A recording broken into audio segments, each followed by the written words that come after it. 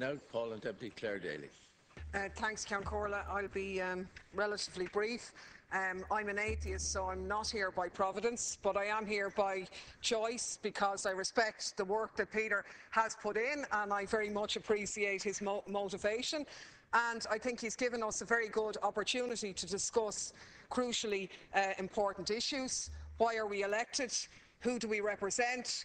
To whom are we accountable? And in essence, what is democracy, if you like? And I'd be shy about holding up any role models about democratic states, be they in Lithuania or elsewhere. I haven't seen an ideal system, and I certainly don't purport that, but I'm absolutely sure that he is totally correct that the system we have here could be considerably better than what it is. And it's a little bit rich to have to sit here and listen to the Minister talk about Dáil Reform when we've had guillotines, when we've had people like myself elected under a party banner, move away from that party, and that party having the option to keep monies that were associated with my election, and similarly people in your own party the same way. The party benefits, the party wins, and I don't think that that is democratic at all. I think the fact that we have the opportunity to have bills here is great, but it would be far better if the government actually took on board some of them. I think we've had maybe one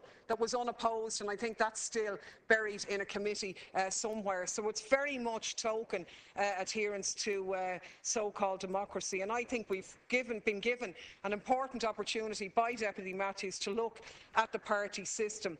And, you know, the Minister tried to sort of say, well, you know, the reason for the party system is to kind of mould a group of people into an effective unit. It united the disparate Irish MPs under Parnell, and sure weren't they able to come together and take great strides forward.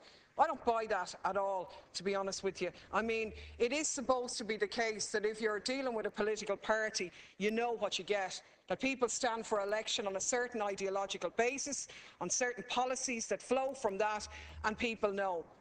Well, people know that that is absolutely not the case, because we had in the last election a supposed democratic revolution through the ballot box, people voting for something completely different, opposing Fianna Fáil and the Green Party, and getting the exact same thing in Fine Gael and in Labour. In actual fact, the ideology, once you support, you can be in any party you like, once you deliver for neoliberal capitalism, it doesn't really matter other than that. After that, it's kind of window dressing. And that's why we've had a complete and utter alienation of ordinary people from the political system, including the people of Wexford that you talked about, Minister, who voted for you, because I'm sure many of them voted for you on the basis of the Fine Gael programme, which said they wouldn't introduce a home tax at all because of people investing so much in their property over their lifetime, or young couples struggling now who couldn't afford mortgages, and you wouldn't bring in water charges unless everybody had a meter. So is it any wonder that people are alienated? I think, as far as I'm concerned, the whip system serves one thing only, and that is to preserve the status quo.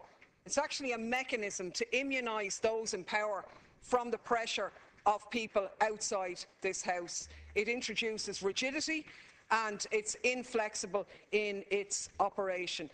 How many times have we seen people in here pretending or claiming to represent the people in their constituencies, but hiding behind the decision that they made, which was an opposite decision to the wishes of the people in their by the whip system? Or we've seen the greater affront in some ways of people losing the whip on a local issue because we don't want my hospital closed down, but they were quite happy to vote for the closure of other hospitals in other areas where people didn't have an opportunity to vote against them. And it's this type of gombinism and parish pump politics that has people completely turned off from the system that we're in at the moment. We should be accountable for all of the actions that we take. We should be big enough and bold enough for that. And a machine which basically decides whether somebody gets elected or not by resources and so on is not desirable as far as I'm concerned.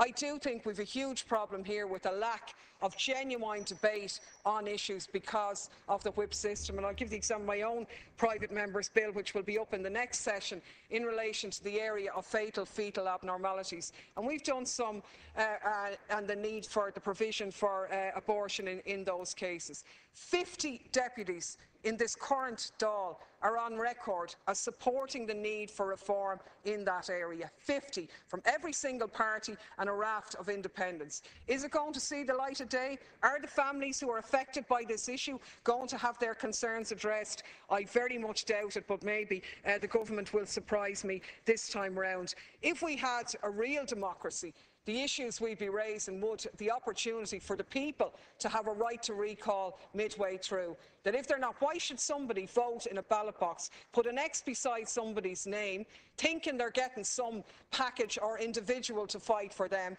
and have to wait 5 years before they're able to do anything about that? A real democracy would empower people with the right to recall their representatives midway through. The last point I'll make, Ceann Comhairle, is, matters of conscience is something that we could deliberate over a very long time. I support the idea of deputies being given a free hand in all issues and having genuine debate in here and then standing before the people. But there are often very many issues that people would maybe deem an issue of conscience, which are really issues that people should be left deciding for themselves. It shouldn't be the property of TDs to be able to deny somebody in society the right to exercise their human right of expression or privacy and so on. But the reality is sometimes our legislation is actually cutting across human rights rather than delivering it. So I think it's very welcome that we've been given the opportunity to discuss these issues. I compliment Deputy Matthews for bringing it to the floor of the House. I think we should be spending more time on teasing this out, because everybody knows that the system that we have is completely unrepresentative of the wishes and the viewpoint of the people outside of here. And I certainly don't propose to have all the answers, but it's very good that people in here are beginning to ask the right questions.